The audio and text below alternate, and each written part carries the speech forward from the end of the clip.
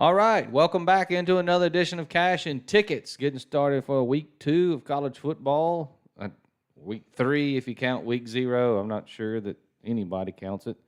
But we're going to recap week 1, and we'll talk about the big boys getting started this week in the NFL. So here it is, Cash and Tickets brought to you by Poolside Bets. That's me, Franklin Johnson. That's my partner, Paul Robertson, with the can opener there. So we're here to get you started, let you know what's going on in week 2. But first, we'll recap what happened in week 1, how we did, where we stand, and then we'll give you some picks for the coming up weekend and just discuss maybe some interesting games, and we'll give a little NFL talk. So, Paul, I don't know where you want to start, but I think if we start with the game that went on in Fort Worth, Texas this weekend, that'd probably be a good place to start. Yeah, you talk about how do you not overreact to that? I don't know. I am. Well, I think I'm already jumped in that trap too. So, so we're talking about Deion Sanders and the Colorado Buffaloes take down TCU. Of course, that was one of the picks that I gave out, and that did not go very well for your boy here. It's, like I mentioned to you today, one thing we didn't discuss was, I guess I don't know if we overlooked it or we just forgot because I know we discussed it before. The offensive coordinator there at Colorado was a sitting head coach. He was the head coach of Kent State, who dropped down and become the OC over there at Colorado for Deion Sanders and the boys. Yeah, you could tell right out the gate that offense had been together, or whoever's running that thing. And then Shedeur Sanders actually was comfortable in what they were doing. That wasn't a fluke. And I know everybody's saying, well, TCU only had so many starters, and I ain't buying none of that. That was a really good, well coached Colorado team, and some people don't want them to do well just because of prime, but y'all got to get rid of that, man. Yeah, I don't. He obviously has the pulse of that team. He's got them doing the things that he wants them to do, and he's got plenty of swag. I don't like the going into the media and calling out reporters who don't believe. Well, it's not a reporter's job, to believe in your team. They're supposed to get conversation going, and and he brought up the race card, and I mean nobody's been talking about that. I don't like some of the media stuff that he's doing, but I get, he kept receipts from the guy, said they had the worst roster in college football, maybe. But at some point you're going to lose a football game. Then that's just going to come right back at you. But outside of that, outside of the media stuff, they definitely had it rolling on the field because I don't think we missed a minute of that game, and I know what my eyes showed me that day. Yeah, I mean, we talked about it last week. We knew the defense was going to be behind the offense, but I didn't know that offense was going to be that good. I mean, you can put talent on the field every Saturday. I mean, look at all these teams that get 25 five-star guys out there, and they can't win a game. And we didn't watch Jackson State enough because I had no idea Shedeur Sanders was that good a college quarterback, and I had no idea Travis Hunter was the absolute dog that he is. What a player! He's incredible. Yeah, they got a couple on there. Sanders just knows where to go with that football and that offense. Like he doesn't. I mean, yeah, he never looked out of sorts the entire time. No, boy. He looked like he had been running that offense for several years. Yeah. And maybe that's just how good the OC is, but they were ready to go, and, boy, they put on a show Saturday. I had a little blink over here. I was trying to figure out what's going on. No, yeah. We talked about it. They opened up -3 or -2.5 against Nebraska. It is a perfect trap game. I get it. They send Boulder. That's going to be sold out. That place is going to be crazy. I'm on board. I think they're going to beat the hell out of Nebraska. That's one of them deals where I'll just pay them. I don't know. We also watched that Nebraska-Minnesota game. And I don't know how you take anything from that Nebraska offense, regardless of what their defense can do. If Colorado ever gets up, you trust Jeff Sims to bring the Cornhuskers back? I mean, and he was even their leading rusher. And the one thing Colorado did was they did shut down TCU's run game some. Yeah. I don't know. The only thing I don't know is if once they get Colorado's on film about 3 or 4 games, maybe late in the year they lose one of those shootouts or something. But I mean, you say that, but I mean, he's been putting that on tape at Kent State. You know, and they had it rolling at Kent State when he was the OC was the head coach over there. There's plenty of film. Dude, their over-under for the year was 2.5. Yeah, I think they're going to hit that pretty soon. Big of a jackass are we looking like right now? Yeah, not very good. So, yeah, that was one of my plays, and I don't want to really mention what my record was, but I went 1-4 on the weekend as North Texas looked dreadful against Cal, and I don't think that says a whole lot about Cal. I think it says a whole lot more about North Texas. That North Texas team could not tackle me and you.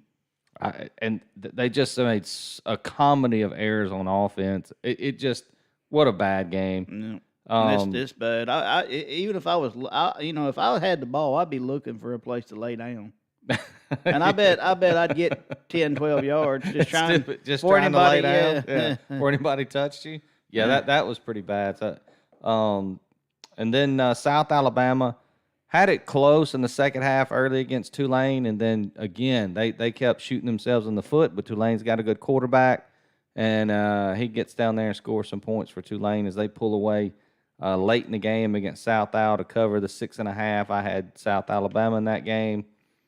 The one game I would, even if, like I was telling you, even if it came up again, these two teams played again, and UTSA was still still a favorite, I'd still take UTSA. Frank Harris just had a bad game. He threw 3 picks. They had 4 turnovers total to Houston's none, and they only lost by 3 points.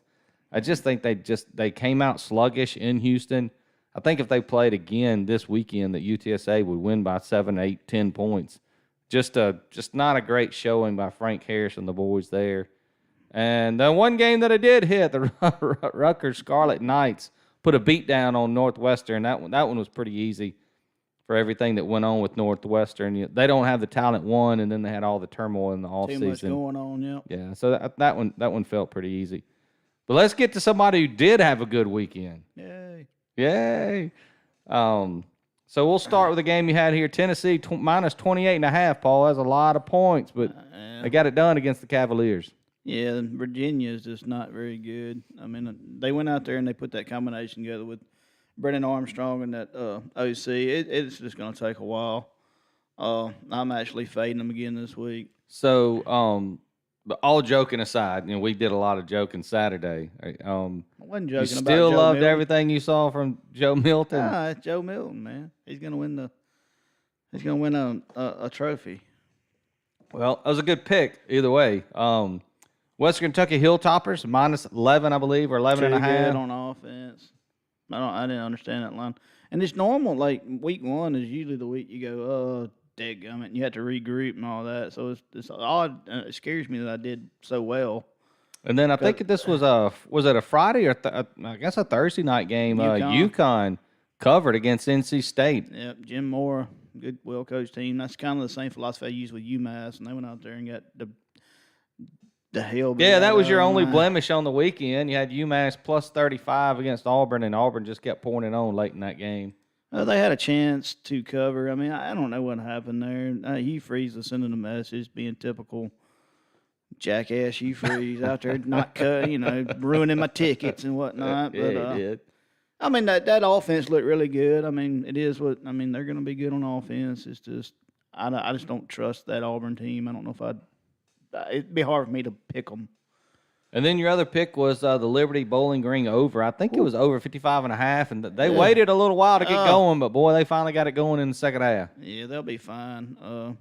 That Jamie Caldwell when that offense. Chadwell, excuse me. Good coach there. Yeah, I like the balance they have. I mean, they run the ball first, and they will gas you in running the ball too. So you think if they run the ball a lot, then they won't score a lot, but they do. They score from far. So yeah, good week. Yeah. Absolutely. Well, a couple of games that We didn't put out his picks, but a couple of games I feel remiss if we didn't talk about. The Sunday night game, the showdown in Orlando, Florida, between the Florida State Seminoles and the LSU Bayou Bengals. The Tigers went down there, and boy, they did not put on a good showing in the second half of that game. Yeah, Brian Kelly's not a very good football coach. You've been trying to tell everybody, haven't you, bro? Nobody's listening to you, Yeah. Paul. I mean, they had a guy at LSU at one time. His name was Ed Orgeron, and he was the king of the first half. He would take you out there and have you so fired up, and your team so fired up, they would play with anybody in the world the first half. But once that other team got to the locker room, made coaching adjustments, it was church. Yeah. So I kind of feel the same way about Ryan Kelly. I just don't think he's that good. Yeah, one thing I heard and I watched some during this week before we did the show tonight was, the big-time freshman last year, Harold Perkins, when he played for LSU last year, they basically just put him on the end and said, hey, go get the quarterback. Yeah. Because he was a freshman. You're not going to know everything as soon as you come in. And, boy, he did that incredibly well. All the talk about Harold Perkins coming in this year. And then they put him at linebacker and kind of had him spying Jordan Travis. Well, Travis isn't going anywhere, and he's got Keon Coleman and Johnny Wilson out there to catch the football. He threw all over him in the second half, and they made no adjustments to send Harold Perkins at Jordan Travis the whole game. Just had him sitting there. Yeah, sounds like good, sound, logical coaching. to Again, me. like you said, is he a good coach or not? You're getting me on board here with the bad coaching from the Brian Kelly. And then, of course, Clemson goes out there and just lays an egg against Duke on Monday night. boy, that hurt. And like I mentioned to you earlier, Dabo was caught saying when your offense is compared to a Brian Ferentz offense, things are bad. That's just, I mean, he's calling out the boy at Iowa. What are we doing here? Yeah. Well, come on, Dabo. Yeah, That's not very Christian-like. I mean, if you want to talk shit when you're doing well, like Dion, yeah, you don't Yeah. talk shit when you're not doing well. Yeah, That's, no, it's that's not very how the good. game works, man. Don't. What do you think Garrett Riley thought about that comment? I don't know. He probably wishing he was at. Well, I don't know. TCU he wouldn't have done any good better at TCU. They still probably lost. No, because TCU couldn't stop anybody. I don't know, man. I don't know how you take that. I don't know what Dabo's problem is. I guess it's a Trevor Lawrence thing. I mean, once the sunshine left him, it was over. Huh? Yeah, they had those years that they were so good. They had elite quarterbacks: Deshaun Watson, Trevor Lawrence, and now they don't, and it's rearing its ugly head. I mean, and more you're seeing it. You've got to have a good quarterback. It's always been that way in the NFL, and now it's showing in college. If you don't have a dynamite signal caller back there, you're going to be in trouble. I don't care how good your defense is. No. So there could be some teams out there that are typically very good that are going to be in trouble. I mean, Ohio State, they didn't show well this weekend. Didn't show up at all. And the teams that have quarterbacks, they all did really well. Yeah, and a team that didn't have their quarterback who did really well, Utah. Utah got it. Of course, I mean, boy, Florida looks – that's going to be a long year down in Gainesville. I don't know who's on deck for that team, but I don't know. Maybe they go back to the well. Graham Mertz ain't the one. He wasn't the one. No, he still ain't the one. Yeah. Anyways, be a long season in Florida. All right, I guess we'll. So it was a good week one, except for I didn't. So as far as poolside bets go, went 5-5. If I'd have helped my boy out over here a little bit better, would have had a little better record going into this week. But Paul's off to a hot start, 4-1. I'm 1-4. I got some catching up to do. So we'll see if we can't get that done here in week 2 coming up. What catches you about week 2 this week, Paul? Let me get my stuff together here. I got my whole camera in a bad spot here. Kind of first and foremost is the overreaction stuff. I don't want people to go out there and overreact to what they saw week 1, even though we're telling you to go take Colorado. It's just the first week. Coaches will make adjustments. The biggest adjustment typically in college football is from week 1 to week 2. Yeah. So be careful. Yeah. Some of these lines are fishy as all get out. The Utah Baylor line looks fishy. Yeah, and it's going up now since the news came out that Blake Shapen will not be QBing for Baylor this weekend. Yeah, it's be careful with these games. I mean, sometimes if it don't look right, go find out or see if it what it is that's got it squirrely looking to you. And if you can't find anything, then you just got to do what you got to do, man. I don't know. That's what I'm doing with Colorado. I ain't seen nothing. Yeah, that Tells me Nebraska's gonna be within 21 points of that team. Yeah, and I mean another line at 6:00 Saturday night. Oregon travels to Lubbock to take on the Red Raiders. That line is only 6.5 after Oregon put up 80-something points in a win, and Texas Tech went down to Wyoming in overtime, and that line's only 6.5. They're begging you to take Oregon. I think I'm going to stay as far away from that game as I can this weekend. Yeah, I mean, I just don't know. I mean, Texas Tech will be ready to go, but is Oregon for real? I mean, they played Portland State, I believe, is who they hung 80 why something do you on. score 80 points? I get it, but I mean, eventually you At just some point, you stop. you tell your players, hey, Take a knee. knock it off, knock it off. Yeah, I mean, I don't. Is there any? You got There's- Utah, Baylor, Notre Dame, NC State ought to Well, be pretty good. There's two games. Well, actually three. There's two college games and one NFL game. I looked at betting that I didn't think I gave you. Stop me if I did. The first one's going to be the college football Memphis at Arkansas State. Okay. Butch Jones at Arkansas State got shellacked Saturday.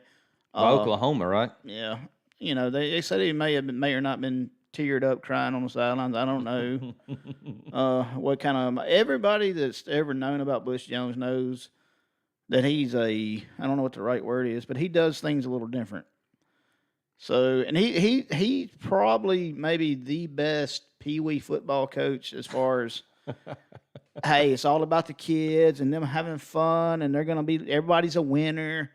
But you don't. That's what That's not what we're trying to do in college football. You're not doing that at a D1 school. So when you get out there and say, hey, these kids are winning at life. Your coach is crying on the sideline. Are you sure we're winning, Coach? So Memphis minus 21. If you want to take that at Arkansas State, I don't blame you one bit. Let's see. Do you have my picks over there? Yeah, I've got them. Did I give Liberty minus 10.5 today? You did. Okay. You did. So I had, let's see. Oh, yeah. So the other one is the NFL Miami at Los Angeles Chargers over 50.5. I think I was thinking about betting this. I'm not sure. I think Tua and Herbert together are going to be like fireworks. If I get one team to the 30s here, I feel good about a cover. Still may play it, not sure yet. But that's just one I looked at. I don't, you're just too much unknown. But yeah, I don't see either one of these teams stopping the other one too much. Yeah, one game I got on the lookout for that I didn't give as a pick this weekend, but in the college ranks, the Wisconsin Badgers are headed out to Washington to take on Washington State. And Washington State looked really good. Cam Ward's in his second year there. He looks really good. And second year after transferring from Incarnate Word. I liked him last year, and he's just continuing on his path. And the only reason I would say look at Washington State is simply because Wisconsin doesn't have the personnel to run the type of offense that Phil Longo wants to just yet. Now, they can still run the football, and they had to get back to that in game one to make sure they put away the team they were playing this past weekend. So if they get over there and they can't stop Washington State, they could be in trouble because I don't think they have the horses to do the things that What's that line? It's 6, Ooh. and it's only 6. Wisconsin minus 6 Man. at Washington State. Yeah, If that line gets up to a touchdown or touchdown and a hook, I really like Washington State there. Yeah, I think they still got Jaden DeLaura at quarterback. Is that who it is? Who? Washington State. No, it's that Cam Ward. It's Cameron Cam Ward. Ward. That's right. Yeah, he had 451 yards last week and 3 Yeah, touchdowns. playing. Yeah. I'm with you there. So just kind of watch that game, kind of put it in your back pocket. Again, I'm not giving it as a pick. Probably a game I'll play later in the day. 6:30, kind of depends on how the rest of the day goes. But Boy, that that may be one. This one you already have a pick. So, any other game other than I think we've given out the better game. Most of them are still playing. I mean, I don't think either one's picked the Alabama-Texas game. Well, we hadn't talked about Alabama, Texas. I have no clue where to go with that game. Obviously, we'll probably find the TV and watch it, but something tells me over, but the over. That I have no backing. I have nothing that says, "Hey, it's going to go over." I just feel like it's going to go over. I just don't know how Jalen Milroe is going to look against a formidable team. It was Middle Tennessee State last week. Alabama -7 seems like a big line, but they're at home. Yeah. Texas didn't look great against Rice last week in the first half, so we know how this game went last year, but that's last year. So I don't think I can touch that game. At 53.5, though, I don't hate the over there. Now, that's the only thing that when I looked at it, I was like, maybe. Yeah, there may be some fireworks at Bryant-Denny Stadium, 6 o'clock Saturday night. Yeah. All right, so you want to go ahead and get started with our picks? Oh, I guess we'll mention, our charity money line last week. We had Louisville, Liberty, Western Kentucky, Texas Tech, Rutgers, and Clemson. And, boy, Texas Tech loses in overtime, and then Clemson just gets ran out of the building by the Duke Blue Devils. So our first charity parlay goes down in flames of 4-2 on the parlay there. So that one did not cash. So we'll look to get that back this weekend. We're gonna shoot another bullet at it. Yeah, we'll throw another bullet at it. Yeah. All right, so why don't we get to our picks? Paul, you ready to I'll start. Put them on out there? All right, you want me to put them up on the screen so everybody can see them as you talk about them there? Yeah, you can. Might as well. All right, let's move on over to our picks here. Here we go. Yeah, I'll start at the top. James Madison -7 at Virginia, 11 a.m. kickoff on ESPNU. 200 total yards of offense for the revamped Virginia team against Tennessee last week. They lost 49-13. I just don't think it's going to take Virginia a while before that offense kind of clicks together. And this James Madison team is so well coached and so well prepared. They're good on both sides of the football. They're good at running and passing. They'll be able to move the ball. I'm not going to say they'll give up they'll get 500 yards like Tennessee did, but the 7 screams to me easy. I don't care if it's at Virginia. Ain't nobody going to be there no way. Yeah, I mean, their offense just looked just abhorrent. I mean, there was nothing there that told you that they. And James Madison came out on fire last year in their first year FBS. Won their first 5 or 6-0 when they come out of the gate. I mean, they're a well-oiled machine at James Madison. So I think they could get a big. And it tells you all you need to know. James Madison is -7 over Virginia, who's been a Power 5 school for as long as you can remember. I don't look for this one to be a sweat at all. Like I said, Madison has covered 6 of the last 8 on the road against the spread, so I'm not worried about them being on the road at Virginia. Give me the better team here. Yeah, I like that pick a lot. I didn't put it in mind because we already had both had one of the same teams on our picks, so I kind of left them out. But I do like that a lot. All right, you want to go? Yeah, I'll go. Well, I guess since the next one is yours, and it's my first one, Colorado. I mean, we mentioned we're going to step right off into that trap. I know what I saw. Shedeur Sanders looks great. Travis Hunter is a dog out there. He's incredible. The interception he had may have been the best play. It looked like a touchdown when it came out of the TCU's quarterback's hand, and it contorts his body to go over and get the pick, and he played wide receiver. He played over 120-something snaps, which is insane. So just hope he stays healthy and ready to go. But I love the talent they got on offense, and I just didn't see anything out of Nebraska that told me they could keep up. Yeah, I like I said, they're just going to take my money. I mean, I was dead wrong week 0 and 1. I was like, there's no way he can turn this thing around that fast. And we didn't know about the coaching. We didn't know about whatever. We didn't know what was going to happen. And then they came out there and they looked really, really good. So, yeah. I mean, they got some improvement to do it on defense, obviously, but, boy, it seems like they'll be able to put up points at will. I'm shocked that line ain't just skyrocketed. Well, a lot of money's been coming in on Nebraska when people saw it. They classic again. They think it's a trap game. I'm guessing they're just and a lot of people just want to see them lose after all the the bravado after the win against TCU. So I think there's a lot of money coming in just on that. Jeez, Lord. Go ahead, throw your money away. Paul and I'll be happy to collect it. Yeah, we'll take that. Yeah, it's 11 a.m. kick too. So on Fox. Yeah, so. start off early with a ticket to cash before you get to the afternoon. Yeah, I saw where Barstool Sports was going to be there, and then they told them not to come. And they told Barstool not to come. Well, the teams didn't. I think Fox did, or somebody, whoever, because Prime didn't know about it either. And he was like, Dion called him like, man, what on Twitter, like, what's going on? He's like, man, don't worry about it. So, anyways, all right. Moving on to my next pick is Air Force minus 15 at Sam Houston State. 7 p.m. kick. Sam used to play BYU last week. 14-0 loss, but that says more about BYU than it does about how good Sam Houston State is.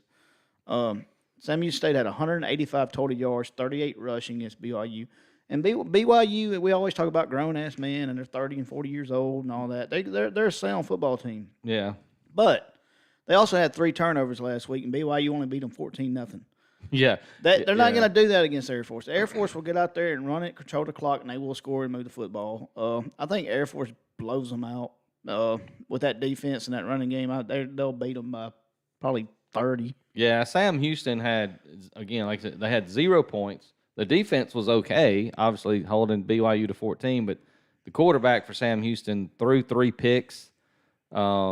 And I just smell trouble here like you do, Paul, because they're facing the triple option. And, again, this is one of those teams coming up. You know, they were FCS last year. So this is their first year in FBS. So it's a step up in competition for them. And they're about to see something they probably haven't seen very much in the triple option. Yeah. Not the way it's run by Air Force anyway. Yeah. But good news for you. You know, you got it over there, Air Force minus 15. The line's gone down a 1.5.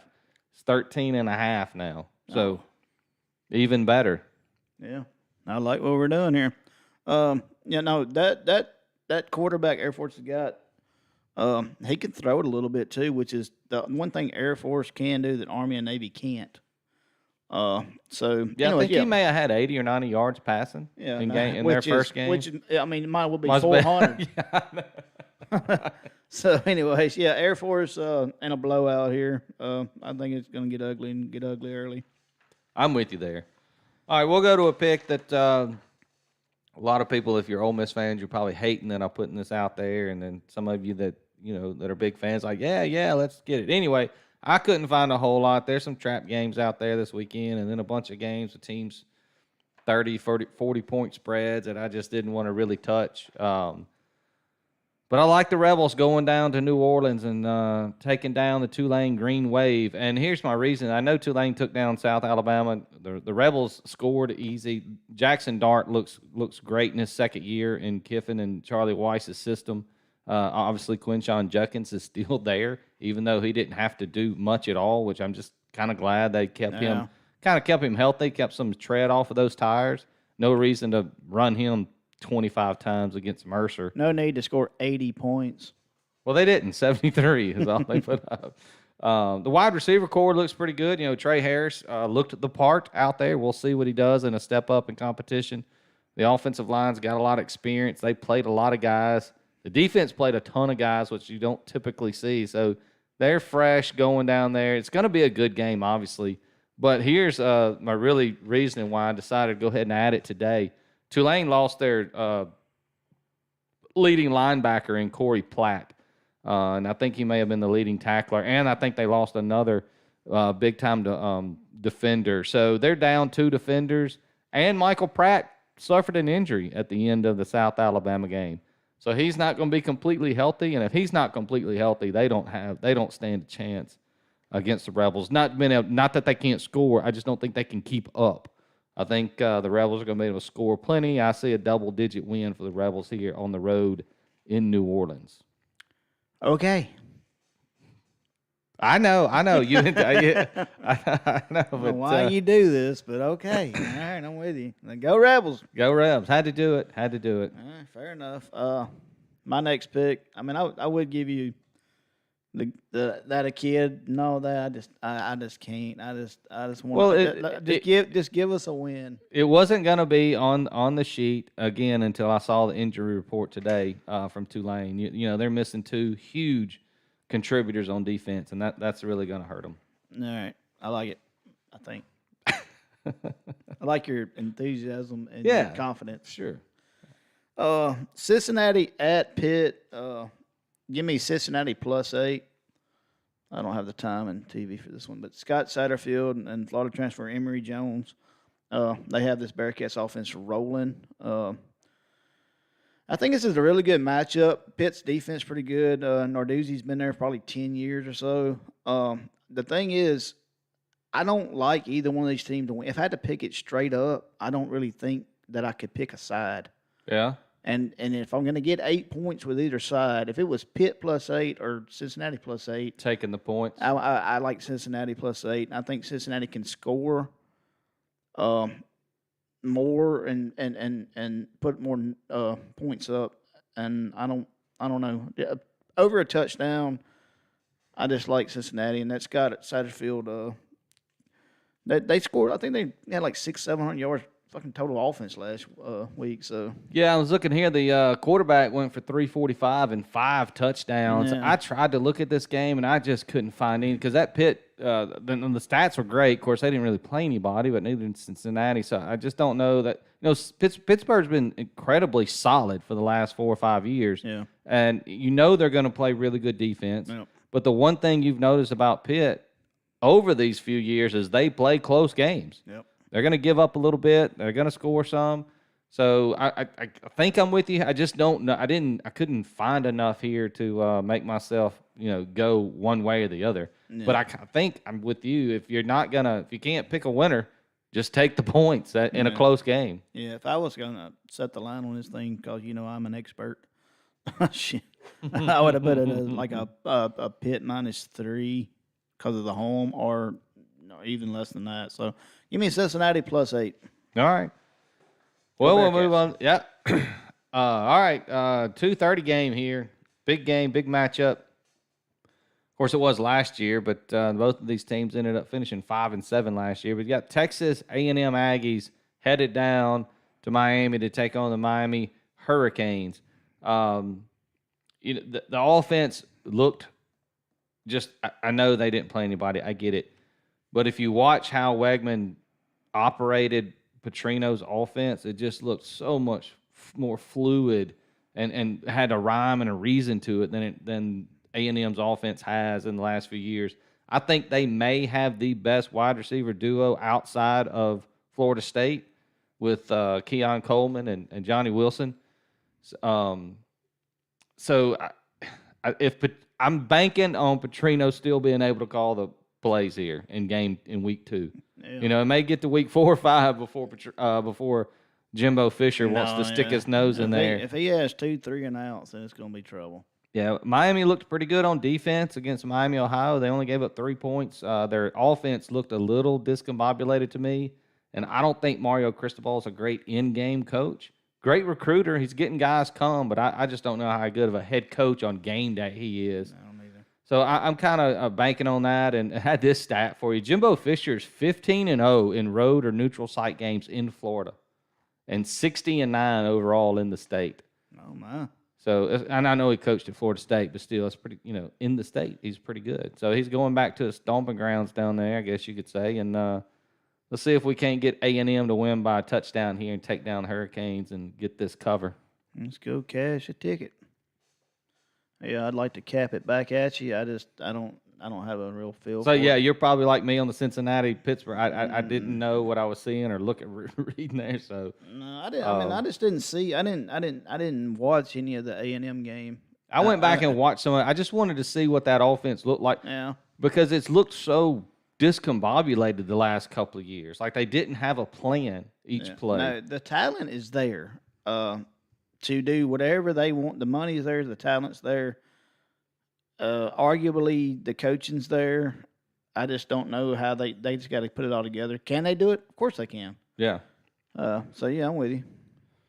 All right. Next up, Oh, I got one more college game. I'm going to go back to the well at Liberty minus 10.5. I think that New Mexico State lost to UMass, and they lost to UMass, and I bet UMass at 35. You're going to tell me that they can keep it within 10.5 of Liberty when I just saw the team that beat them get shellacked by Auburn. Smoked. I don't have a whole lot of X's and O's and numbers to really blow your socks off here. All I'm saying is, what the fuck? Why is it 10.5? Why? Like, this is one of those lines like the Colorado line and the Utah line that just baffles me. I can't figure it out. I would have expected this game to be about 14, 15. Nah. Well, anyway, so I'm gonna, like I said, once again, take my money. Yeah, you feel like you're getting a steal at 10 points, right? Yeah, so why not take it? Yeah. Well, here we go. Yeah, I'm with you there. I did like that game too. I kind of thought when the game came out, when I saw it coming up, I figured after week one that it's gonna start at 15, 16, but at 10.5, it feels like a steal. And Liberty's at home. New Mexico got beat by UMass, so I like the pick. My last college game, going back to Florida, the Ohio Bobcats are going down to Boca Raton to take on Florida Atlantic Owls. FAU was very active on defense against Monmouth. They got in the backfield a lot, had some tackles for loss, deflected a bunch of passes. They scored 40-something points. Didn't have to do a whole lot in the second half. They got it done. Now, the Bobcats played a close game with San Diego State. They had a pretty good defense there, but they couldn't put the ball in the end zone. They just can't score. The reason being because their star QB, Curtis Rourke, had an ACL injury back in November, and they started him in that game one. He had to come out, had a setback. They started two more quarterbacks since then, so they don't really know what they're doing at QB. And even if Rourke tries to give it a go this weekend, I don't think he can.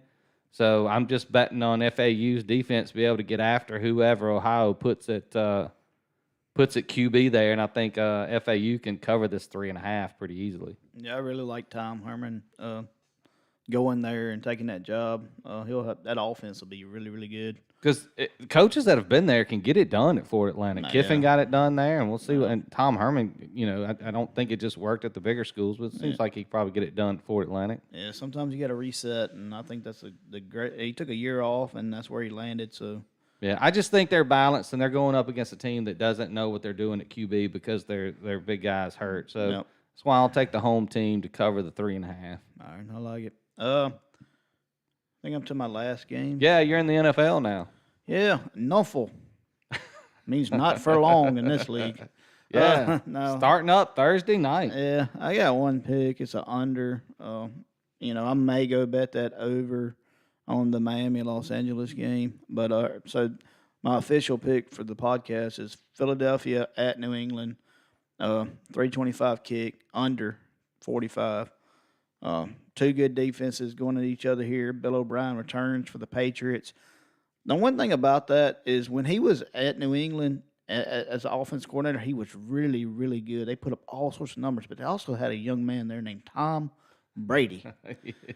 And we've all seen what happened since Tom Brady left New England. Not a lot going on with Mac Jones. Not a lot going. So I'm just gonna throw it out there and say maybe it wasn't Bill O'Brien because Bill O'Brien didn't turn into much. Yeah. So two good defenses here, Philly and New England. They'll know how to slow each other down. New England at home will benefit the defensive side or whatever. And then, Mac Jones, once again, is not Tom Brady. So give me the under 45 there. And I just thought about something, too, that may affect that Miami game.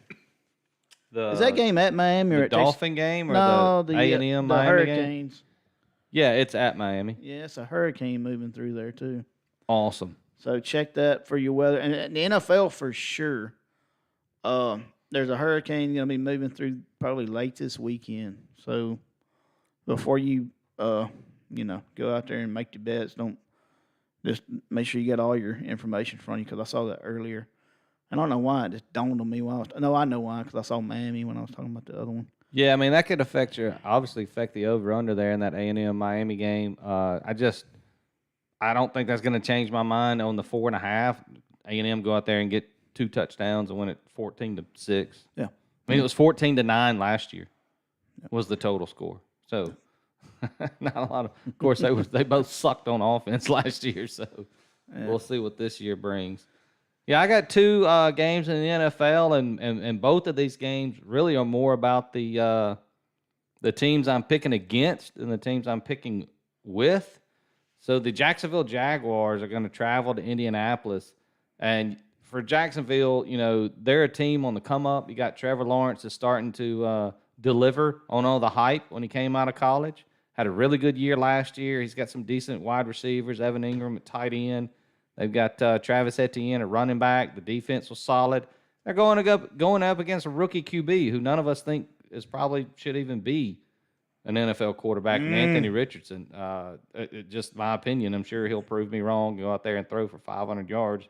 But it's his first game, and you're facing Jacksonville, and without, the security blanket and Jonathan Taylor to hand the ball off to. So Indy's really behind the 8 ball here, and they're in a rebuild. So I love Jacksonville laying just the 5 points at Indy. Yeah, I have no issue with betting against Anthony Richardson-led Indianapolis Colts. Then the Cardinals are traveling to Washington to take on the Commanders, and the Cardinals just this week said that Joshua Dobbs is going to get the start for the Cardinals.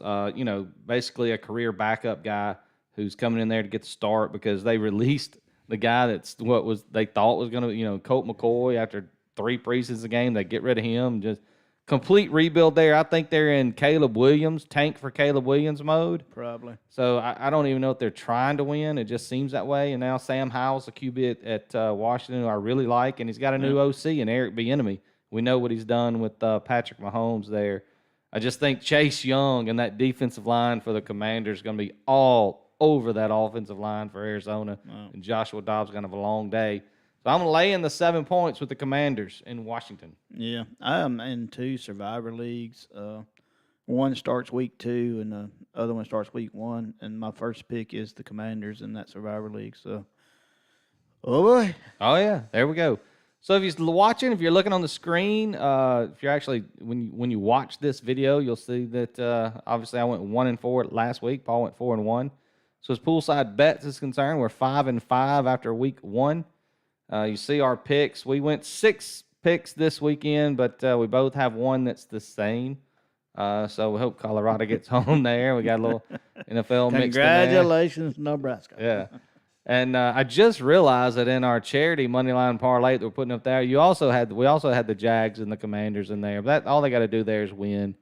So in that we're just going 5 teams this week. It's Liberty, FAU, Mississippi State, Jacksonville Jaguars, and the Washington Commanders. And what that's going to get us, Paul, about 3-1? Was that what it was? 2-1? No, it was. I wouldn't have done one. It was 3.5-1, I believe. 3.5-1. That'll help get last week's back. No.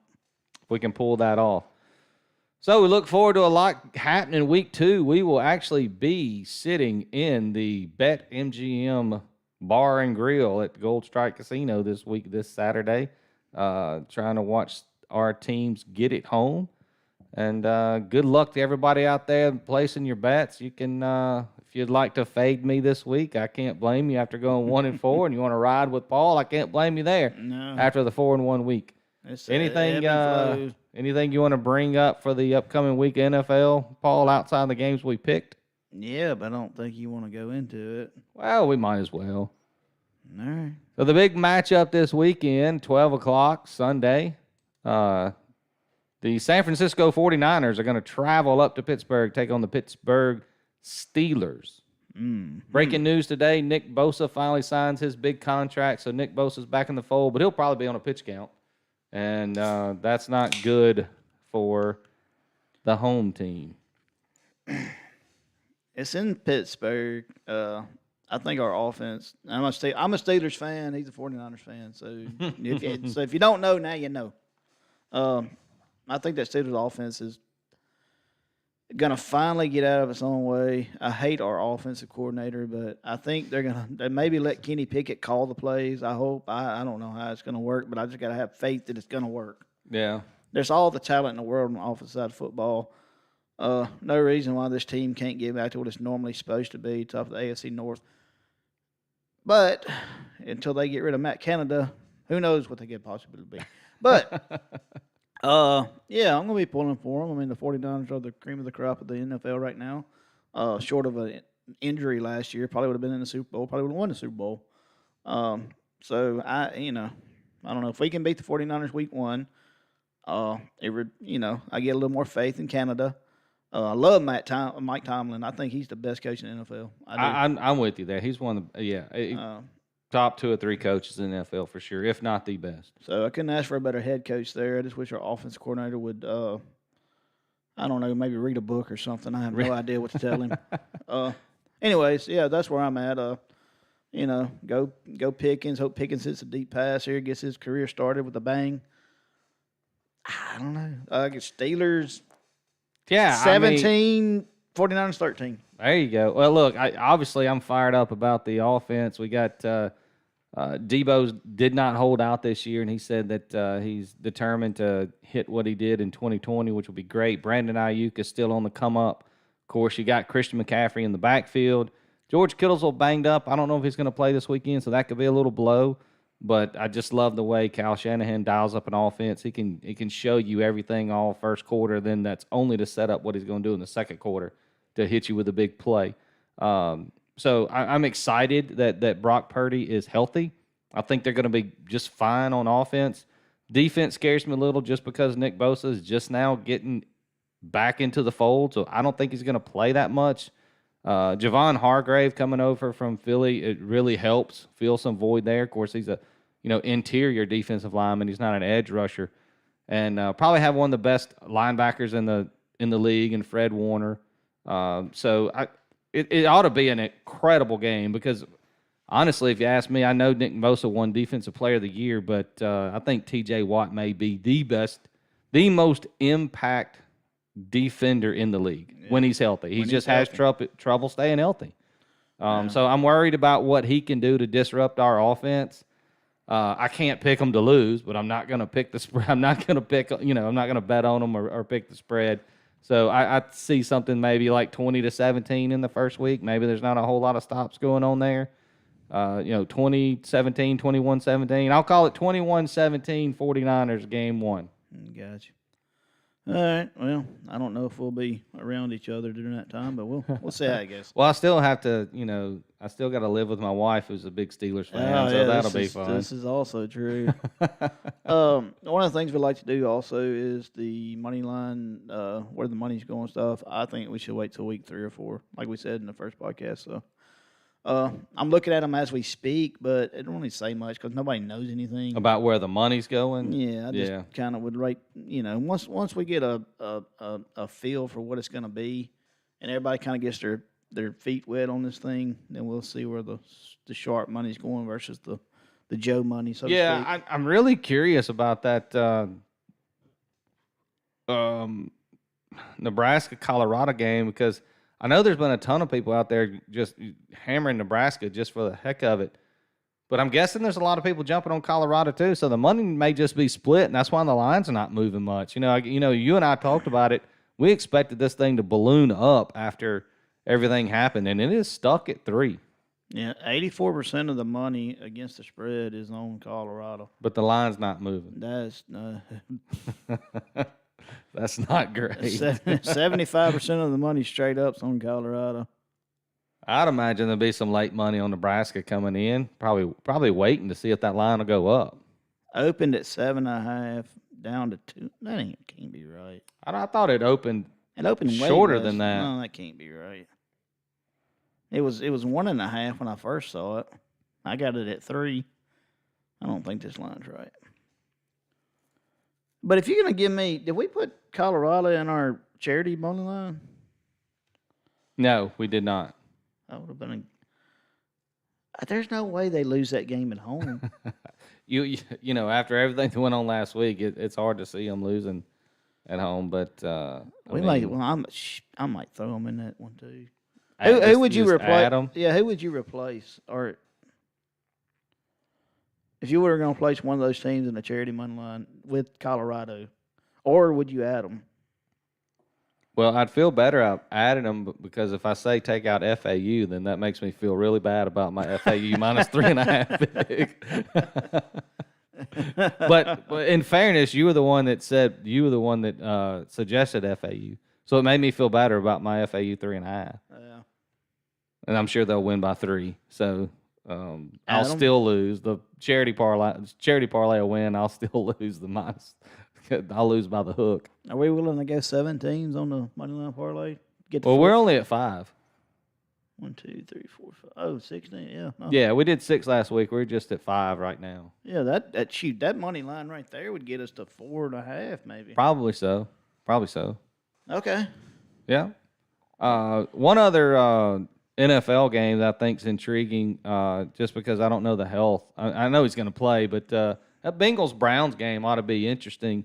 Bengals haven't been great early in the season, and they're a little weird against the Browns. And is Deshaun Watson back and ready to go? That line's only 2.5, and that's due to not knowing the full extent of Burrow's injury.